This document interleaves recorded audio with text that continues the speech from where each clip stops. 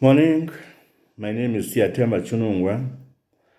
I am the MD of the Blue Card Flora, which is a technical partner to Tshabo RED Hub. Tshabo RED Hub is formed up of a secondary co-op which is made up of 12 villages. Each village has a primary co-op, mainly to produce proteas for an export market, mainly in Europe and UK. What is the social and environmental problems or challenges faced by this initiative? As I mentioned, Tshabo RED Hub is made up of 12 villages. This area is situated about 50 kilometers from East London in a rural setup. The social challenges are as follows: the lack of employment opportunities, misuse and abuse of drugs and substances, high rate of teenage pregnancy, underdevelopment, poverty and child malnutrition, high rate of illiteracy and school dropouts.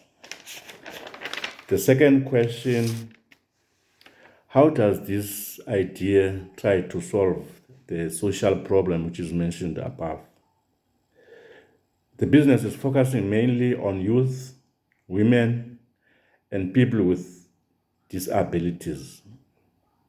At present, the project has employed a total of 39 permanent employees, 10 youth, 12 females, and 18 temporary employees. When it is fully operational, it intends to employ more than 250 employees, mainly youth, women, and people with disabilities. Explain how the business intends to make money and be sustainable. The proposal is to plant 100 hectares. As I've mentioned, now we've started with one site where we are planting already 35 hectares. Now the intention, we've got three sites. The intention is to plant 100 hectares in each site, which will ultimately total 300 hectares. As I mentioned, we are looking mainly at exporting to Europe and UK.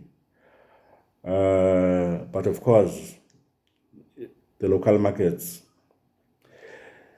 Presently, the price per stem of a king protea is 30 rand, but in our business plan, we've made a conservative figure of 8.50 rand, which also shows that even at that figure, the project is profitable. This therefore means that the business will be profitable and sustainable over 4 years. The next question: describe the target market or customer beneficiary profile. In Europe, where we are targeting UK and Europe, the demand, as I've mentioned already, far exceeds the supply. Already, there's a letter of intent to supply these markets. In Europe, we can't even supply one chain store because the demand, as I've mentioned, far exceeds the supply. So which means there's a lot of flowers that are needed for a European market. That has been taken care of in terms of the letter of intent. The next question: who are your other investors?